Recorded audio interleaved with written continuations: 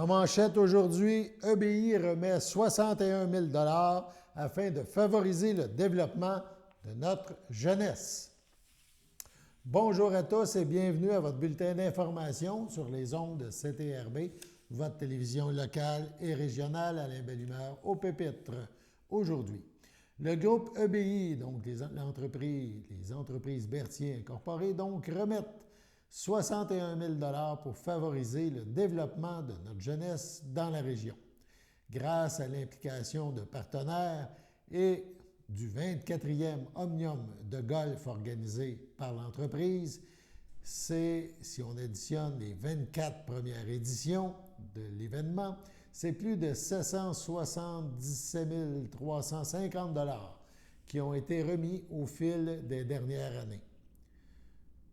CTRB vous présente aujourd'hui un premier extrait de cette remise qui a eu lieu aujourd'hui en vous présentant deux dons remis au groupe d'entraide en toute amitié.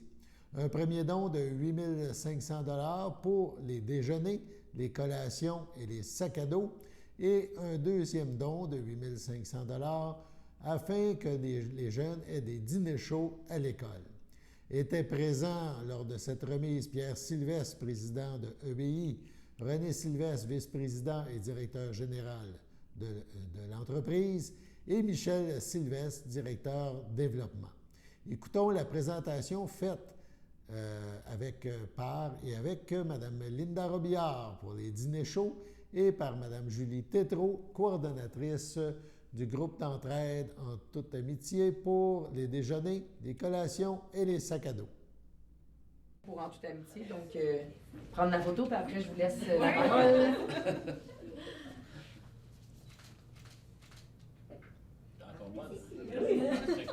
Champion. Fait que là, c'est ça, déjeuner, collation, sac à dos, puis l'autre c'est dîner chaud, école primaire. Dîner chaud à Mme Robillard et ça commence par déjeuner, collation, sac à dos. Mme Tétrault. Ben, en fait, ça va tout en même place finalement. Hein? C'est juste parce que Linda va parler des dîners chauds, mais Mme Tétrault pourrait le faire commencer ici. En fait, moi je travaille à l'école, à la commission scolaire. Là, Patricia peut le dire. Ce que je fais à l'école, dans le fond, moi, je travaille, mais je suis bénévole. Dans le fond, je m'occupe des enfants, je vais voir les gens qui ont besoin de dîner avec les professeurs, avec les directions, avec les TES, qui est les techniciens en éducation spécialisée, qu'eux passent dans la salle des dîners pour regarder les boîtes à lunch. Puis, en fait, moi, ce que je fais du bénévolat, je cogne aux portes un peu partout, puis dans le fond, je ramasse de l'argent. L'année passée, j'ai fait quand même dîner 27 enfants à 3 jours semaine, du mois d'octobre au mois de mai. C'est des gens, il y a des parents qui travaillent là-dessus, mais que des fois, c'est difficile de faire. Il y a des familles qui ont 2, 3, 5 enfants. Maintenant, on en a des grosses familles. Fait que c'est sûr que quand moi, j'arrive et je dis aux parents, bien, on va vous offrir les repas, vous verriez les yeux des parents et des enfants quand ils voient le repas chaud à prendre là, sur le bénévolat que je fais. Puis ça me tient à cœur. Ils ont les mêmes yeux que toi quand tu récoltes ton argent. Je les motive parce que dans le fond, c'est vraiment du bouche à oreille. Puis je cogne aux portes des commerces, ça. Puis là, cette année, j'ai cogné à la porte à Vanessa, qu'on s'était croisés justement au moment où quelqu'un m'avait remis un chèque. Puis ça me tient à cœur. Patricia pourrait le dire, comment que je m'implique, comment que je cherche de l'argent pour faire manger les enfants. Puis je suis très heureuse de ça. On est bien chanceux d'avoir une Linda dans nos écoles. Puis c'est ça, c'est un peu mon rôle. Puis en fait... Oui, c'est ça. Donc, le groupe d'entraide en toute amitié, c'est un organisme de lutte à la pauvreté qui existe maintenant depuis presque 40 ans. Fait qu'on n'est pas aussi vieux que la Société Saint-Vincent, mais quand même. Aussi méritoire. C'est ça. Donc, on a la friperie La Bille-Tout, on a le comptoir de meubles en toute amitié là, pour des vêtements, objets de toutes sortes à petit prix pour la communauté. On offre une multitude de services, dans le fond, pour les personnes qui en ont besoin. Entre autres choses, on a une centaine de familles par semaine qui viennent chercher de l'aide alimentaire à chaque semaine à notre organisme. On fait plein d'affaires, mais on a aussi un volet au niveau des écoles. Dans le fond, nos services écoles. Donc, avec le Club des petits déjeuners, on peut maintenant offrir dans les écoles primaires les 3 pavillons Dans le fond, le petit déjeuner, 5 journées par semaine pour tous les enfants, parce qu'on sait qu'à Berthier, l'école primaire est de CEL8. Ça veut dire qu'il y a beaucoup de pauvreté, on est en milieu défavorisé. C'est 8, Des CEL8. Ah, ça a changé? Ça a changé? On est encore plus Ok. défavorisé. OK, bon, ben ça a changé. Ça change le décile. C'est comme l'indice de pauvreté, en fait. Là. C'est exact. Puis je pense que ce service-là a vraiment aidé parce qu'on a eu le commentaire des professeurs qui disaient que maintenant, les enfants réussi à être concentrés au moins jusqu'à l'heure du dîner grâce à ce service-là. Fait que je pense que ça fait vraiment une différence. Également, on est présent au niveau de Pierre de Lestage avec nos collations école, fruits, légumes au moins une fois par jour pour tous les enfants, donc 790 élèves l'année dernière là, qui avaient. Tout ça, c'est préparé dans les cuisines du groupe d'entraide en toute amitié, puis on les livre dans les écoles, donc on travaille vraiment fort à ce moment-là. L'année dernière, c'est presque 1500 repas le dîner là, qui a été, dans le fond, payé pour les enfants là, qui en avaient besoin. Donc, on travaille fort. On a Opération Sac à dos aussi, qu'on travaille en collaboration avec la Société Saint-Vincent-de-Paul. Dans le fond, l'année dernière, on avait eu 47 sacs à dos qu'on avait fait là, avec le matériel scolaire pour les enfants qui en avaient besoin. Je dirais que les besoins, présentement, ils sont grandissants. Donc, on a besoin de la communauté de BI, des partenariats dans la communauté là, pour réussir à essayer de répondre au plus de besoins possibles, idéalement à tous les besoins là, pour la communauté, pour les enfants. Je dirais que l'augmentation du coût de la vie, l'inflation, c'est très, très difficile pour les familles actuellement. On a eu beaucoup plus de demandes cette année que l'année dernière. Donc, des grands besoins, là, encore une fois, là, dans la communauté. Mais je pense que ça a été démontré aussi que quand ils ont faim, ils s'en vont moins bien pour aller à l'école. Tu dis qu'il y a une meilleure concentration jusqu'à midi. Oui. Par rapport à qui ont pris un bon déjeuner, c'est ça. Tout à fait. Fait que, tu sais, on est dans les besoins de base là, quand on parle d'alimentation. Si tu arrives à l'école le ventre vide, ben écoute, tu n'apprendras pas. C'est ça qui va arriver. Ton ventre va gargouiller pas mal. La concentration ne sera pas là. Puis c'est ça, on n'est pas dans des meilleures conditions pour l'apprentissage des enfants. Tu sais, ces enfants-là, c'est pas de leur faute, là, ils sont nés. Il ne faut pas oublier aussi que vous nous donnez beaucoup de coups de pouce là, pour les effets scolaires. Dans le fond, l'organisme donne, mettons, les produits là, qu'on a besoin, les crayons, les effaces, les cols, tout ça. Puis nous, ça nous permet de distribuer discrètement parce que des fois, on sait qu'il y a certains parents qui voudraient pas de ça, mais nous, on le donne aux enfants à l'école. Puis on est sûr que tous les enfants ont vraiment ce qu'il faut pour apprendre. Bien débuter l'année. Puis je dirais que cette année, on est aussi en développement au niveau du club des petits déjeuners au secondaire, donc à Pierre de Lestage. Parce que c'est pas parce que tu arrives au secondaire qu'il n'y a plus de besoin tout d'un coup. Là. Fait qu'on est en développement aussi à ce niveau-là. Et cette année, on a aussi eu des demandes au niveau du camp de jour de la ville de Berthier, là, des enfants qui avaient peu de choses dans leur boîte à lunch ou voire pas de lunch du tout. Donc, on a essayé de répondre aussi là, à ces besoins là, pour les enfants. Oui, il y en a, moi, je vais vous conter une petite anecdote. Au Costa Rica, justement, une petite ville près de où on travaille, les écoles ont fermé pendant la pandémie. Puis, ils ont demandé que la cuisine demeure ouverte parce que les enfants avaient rien à manger. Parce qu'ils étaient retournés tous chez eux. Mais c'est pas parce que tu es chez vous que tu vas pas à l'école qu'il y a plus de bouffe. Là. Non, pas nécessairement. Puis il y a une école là-bas qui, le midi, était ouverte pareil. Il n'y avait pas de cours. C'était juste la cuisine. Puis les enfants se rendaient pour manger parce qu'il n'y avait pas de manger dans la maison. Fait qu'ici, quand il y a eu ça, que les écoles ont fermé, ça peut être un peu quelque chose de semblable qui s'est produit. Oui, sûrement. Fait que quand ils se rendent à l'école, ils ont l'opportunité, en même temps d'être à l'école pour apprendre, d'avoir de la nourriture. Ouais. C'est sûr que les écoles ont été fermées l'année passée, ça a dû être un peu tough dans les devoirs. Dans le milieu, oui. C'est sûr que là, on s'aperçoit qu'il y a à la limite 2 repas par jour qui sont offerts à l'école. Tu as le déjeuner et le dîner. Fait qu'il y en a un qui est à la maison, mais quand l'année scolaire termine, ces enfants-là sont à la maison 7 jours semaine, puis ils arrivent au camp de jour, puis tu n'as peut-être pas ce service de dîner-là. Fait que les besoins ne s'effacent pas, ou même au secondaire. Oui, on offre un service de dépannage alimentaire à toutes les semaines. Par contre, je dirais que ça ne remplacera jamais une épicerie. Puis là, présentement, on vit une pénurie dans la moisson. Nous, on fait affaire avec Moisson Lanaudière. On voit qu'on a beaucoup moins de denrées qu'on en avait pendant la pandémie. Les gens ont été très généreux. On a eu accès à plein de fonds COVID. Je dirais que ce temps-là est pas mal passé, mais les demandes continuent à augmenter. Fait que ils sont un petit peu pris avec ça présentement. Ben, félicitations. Là, Sur ce, allons à la pause. Chers téléspectateurs, vous êtes cordialement invités le samedi matin dès 9h30 à notre bingo télédiffusé de nos studios de Berthierville. Depuis plusieurs années, nos adeptes de la télévision régionale se sont divisés un montant de 600 $, disponible chaque semaine lors de notre joute de bingo à CTRP. Un amical animateur et ses joyeux compères, dont un technicien et deux bénévoles, partagent tour à tour cette émission dans le but de vous agrémenter durant 60 minutes. Un moment de plaisir qui pourrait s'avérer payant pour vous. Vous pouvez donc vous procurer les cartes de jeu chez les dépositaires participants et j'ai nommé à Berthierville, le dépanneur Formule 1 et le garage Pétroté sur la rue Gilles Villeneuve, le marché IGA Extra sur la rue Gabrielle Brissette, le marché Métro sur la rue Notre-Dame et la pharmacie Proxime sur la rue Frontenac. À Saint-Ignace-de-Loyola, le dépanneur Esso sur la rue de la Traverse et le marché Aldo sur le rang Saint-Michel. C'est donc un rendez-vous hebdomadaire chaque samedi matin dès 9h30 sur les ondes de CTRP, votre télévision régionale et communautaire, maintenant en haute définition. On vous attend donc en grand nombre et toute l'équipe vous souhaite bonne chance.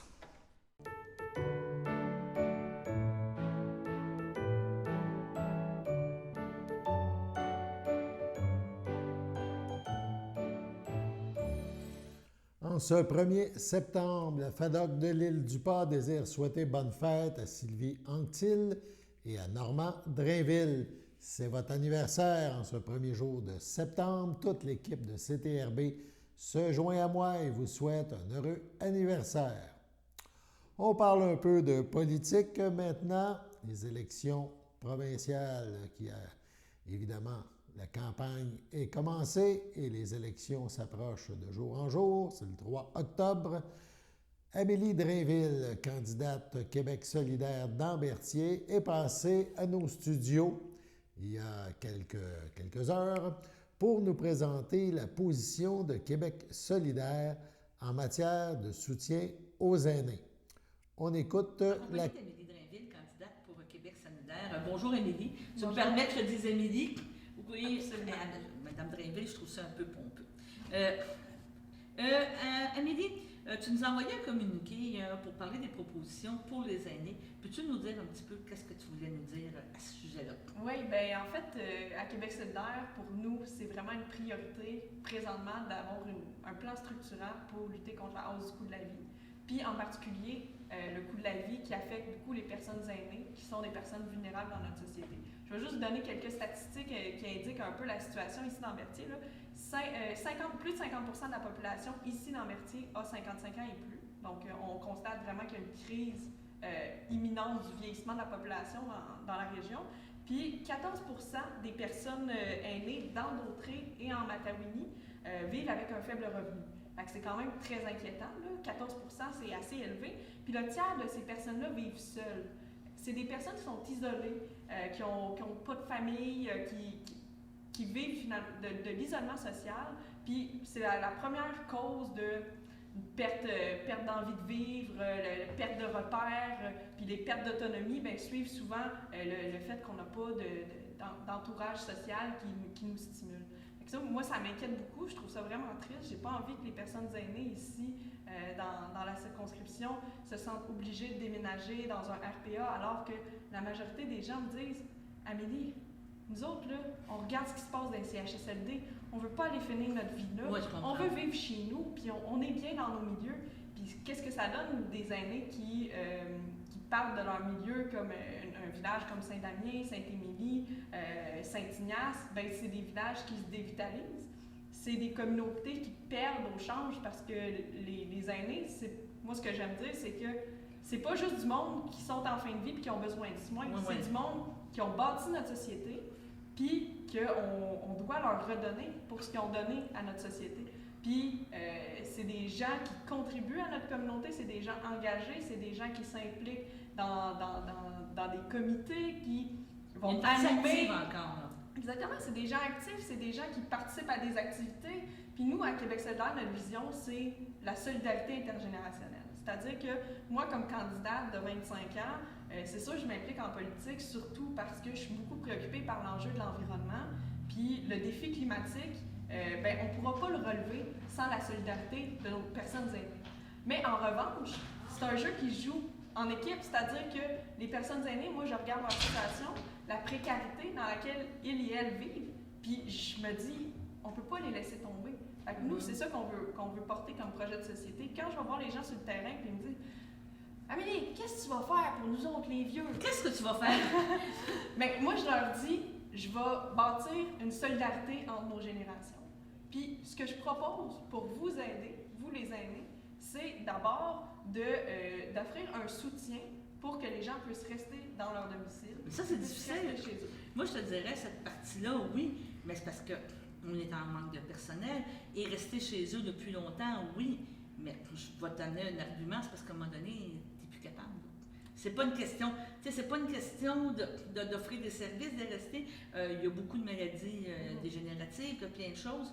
Pas les envoyer nécessairement en CHSLD, en RPA, où ils vont avoir une communauté aussi qui vont les aider. Je te mène un argument peut-être contre. Absolument. Mais non, j'ai plein de solutions justement qui vont dans le sens de ce que tu dis, Daniel. C'est que la première chose qu'il faut faire, c'est dès les premiers signes de la perte d'autonomie d'une personne, il faut qu'on puisse soutenir financièrement avec des subventions pour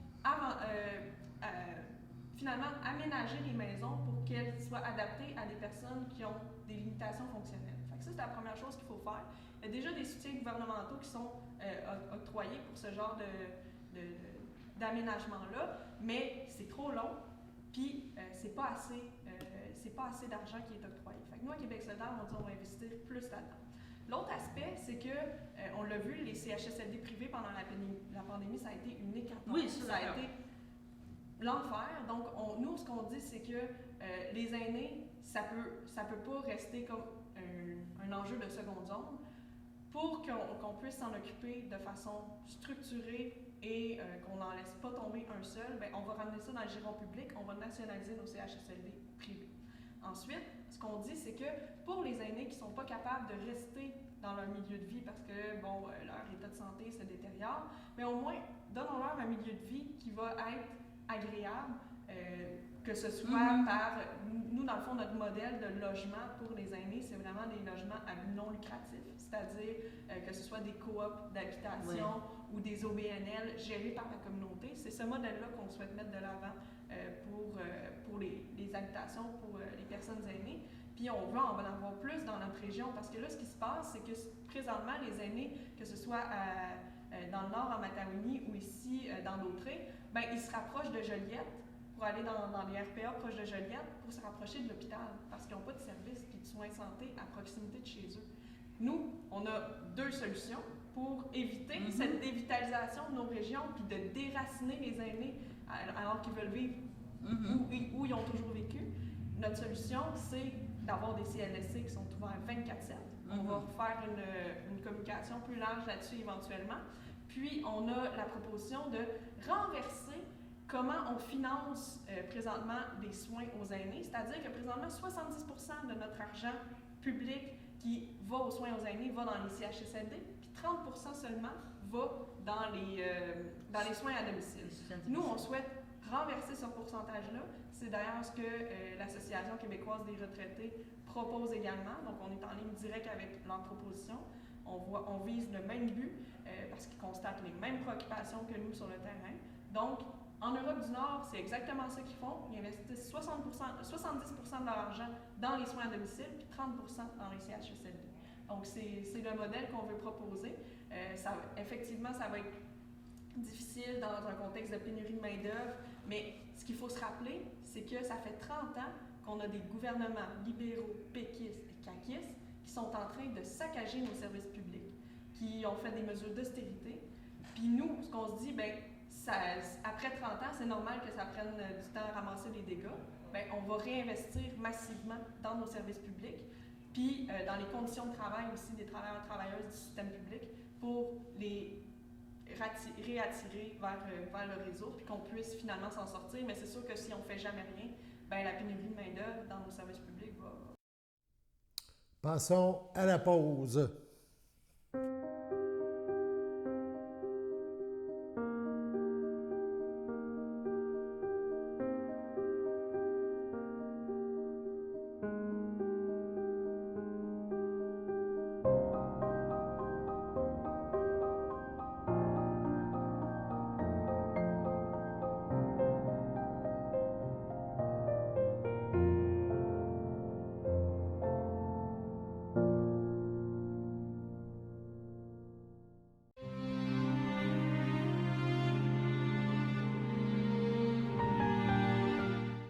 À sa résidence, le 18 août, à 88 ans, est décédée Mme Cécile Drainville, épouse de feu Léo Sylvestre, demeurant à Saint-Thomas-de-Joliette.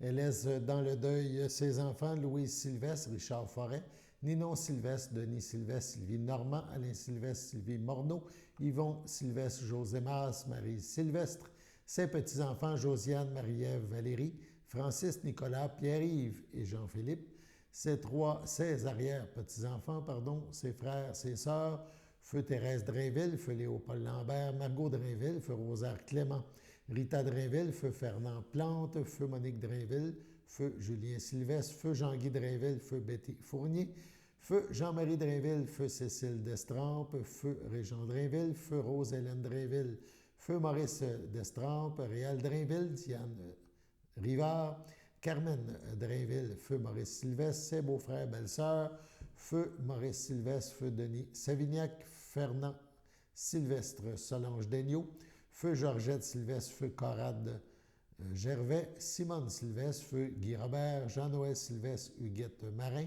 feu André Sylvestre, feu Jeannette Pagé, Yvette Sylvestre, Jean-Claude Pagé, Claire Sylvestre, Robert Rondeau, Normand Sylvestre, Lucie Gladu, Gertrude Sylvestre, Gaétan Sylvestre, Lorraine Trudel, ainsi que plusieurs neveux, nièces, autres parents et amis.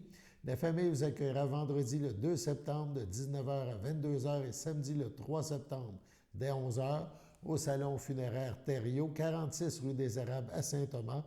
Les funérailles auront lieu samedi le 3 septembre à 14h en l'église de Saint-Thomas.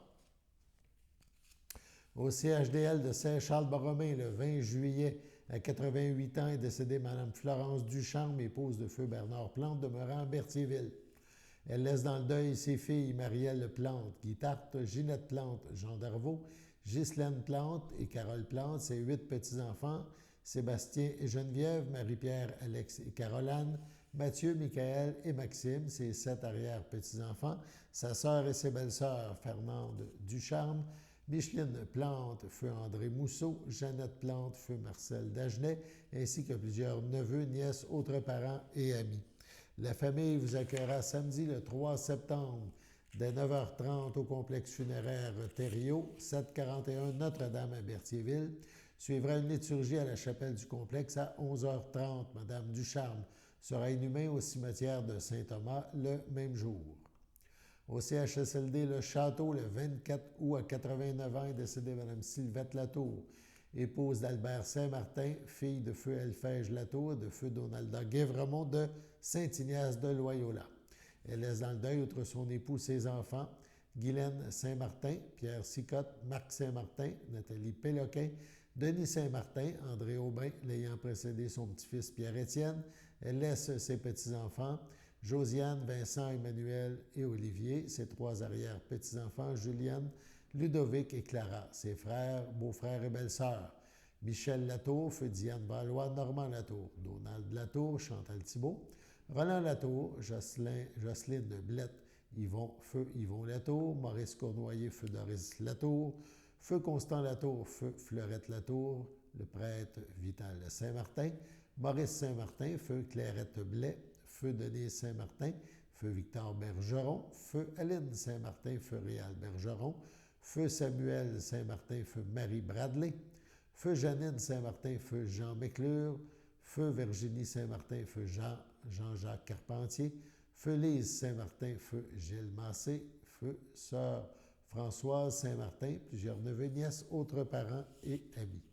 La famille vous accueillera samedi le 3 septembre de 14 à 16 heures au complexe funéraire Thériault, rue Notre-Dame à Berthierville. Une liturgie de la parole aura lieu le même jour à 16 heures en la chapelle du complexe. Les cendres de Mme Latour seront inhumées au cimetière de Saint-Ignace de Loyola à une date ultérieure. Le 16 août est décédée Mme Marie-Josée Collin. C'est suite à un cancer des poumons que Mme Collin nous a quittés. Native de Québec et lanaudoise depuis 1989, elle résidait au CHSLD Le Château de Berthierville depuis un AVC survenu en 2009. Amante de la vie, elle laisse dans le deuil ses enfants, petits-enfants, famille et amis. Dimanche 4 septembre, dès 14 h, vous êtes conviés à un rassemblement en son honneur à la chapelle du complexe Thériault, 741 Notre-Dame à Berthierville. Un hommage sera rendu à 15 h. Ceux et celles qui voudront faire un témoignage seront les bienvenus. Le 24 août, à 68 ans, est décédé M. Richard Plante, époux de feu Violette Latour, demeurant à Saint-Ignace de Loyola. Il laisse dans le deuil, outre sa conjointe Lorraine Lupien, ses enfants de cœur Vincent, Mélissa, Julie et leur famille, les enfants de sa conjointe Véronique, Marc-André, Marie-Josée et leur famille, ses frères et sœurs, Suzanne Plante, André Cochaine, Joanne Plante, René Letendre, Roger Plante, Maryse Diamond, Raymond Plante, Luce Boucher, Régent Plante, Jacques Boucher, Marie-Anne-Marie Plante, Paul Leboeuf, Dominique Plante, Guy Gerbeau. Ses belles-sœurs Claudine Latour, Monique Dupien, ainsi que ses neveux, nièces, autres parents et amis, et la grande famille de L.H. Plante et fils. Vos témoignages de sympathie peuvent se traduire par des dons à la Maison des greffés. La famille vous accueillera le lundi 5 septembre dès 10 h au complexe funéraire Thériault, 741 Notre-Dame à Berthierville. Les funérailles auront lieu lundi le 5 septembre à 15h30 en l'église de Saint-Ignace de Loyola. Sur ce, passons à la météo.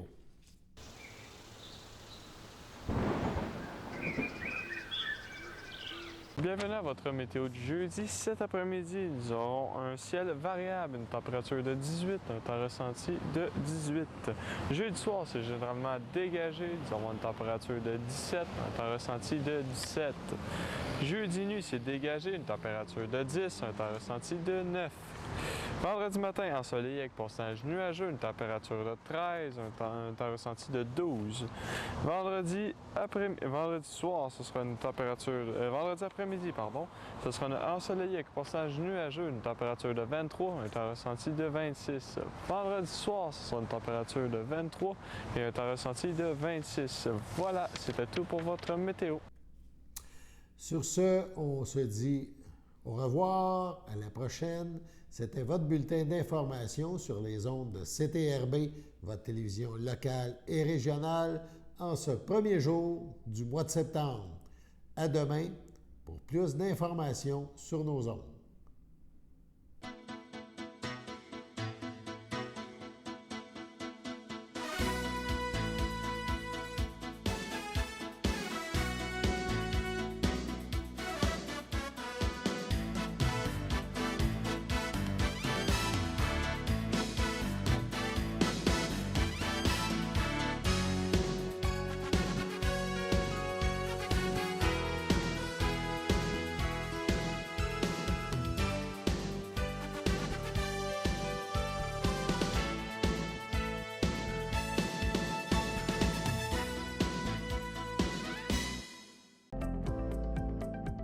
Les télévisions communautaires autonomes du Québec, ce sont les télévisions les plus importantes parce qu'elles sont proches de la communauté.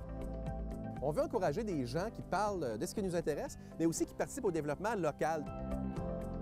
Mais c'est fini le temps là, où on allait lire une affaire qui a été écrite avant hier au bout du monde. Non! Tu veux savoir ce qui se passe chez vous? Bien, ma télé préférée, c'est la télé autonome communautaire. C'est ici que ça se passe.